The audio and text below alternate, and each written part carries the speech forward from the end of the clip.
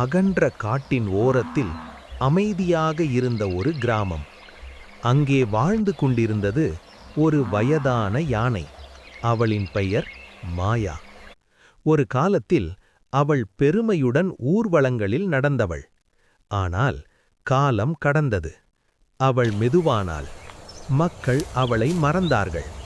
அமைதி அவளுக்கு பழகியது. ஆனால் தனிமை மட்டும் அவளது இதயத்தை மெதுவாக வலிக்க வைத்தது. அதே பண்ணையில் அர்ஜுன் என்ற ஒரு இளம் குதிரையும் இருந்தது. அவனுக்கு ஓட ஆசை அதிகம்.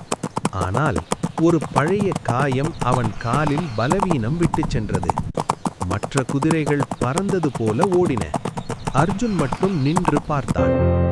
ஒரு மாலை சூரியன் ஆரஞ்சு நிறத்தில் மறையும் நேரம் அர்ஜுன் வேலிக்கருகே நடக்க முயன்றான். அவன் கால் வழுக்கியது.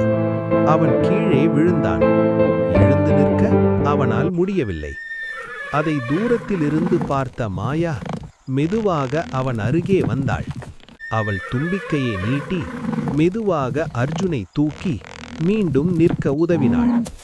அந்த நொடியில் 2 தனிமையான உயிர்களுக்கு ஒரு புதிய நட்பு பிறந்தது. அந்த நாளிலிருந்து அவர்கள் பிரியாத நண்பர்கள். அர்ஜுன் நடக்கும்போது மாயா அவன் வேகத்தில் நடந்தாள். அவன் தடுவாரினால் அவள் அருகில் இருந்தாள்.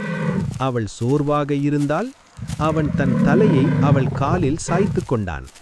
அவர்கள் ஒருவருக்கொருவர் வலிமையாக மாறி. கதையை கேட்டதற்கு ரொம்ப நன்றி.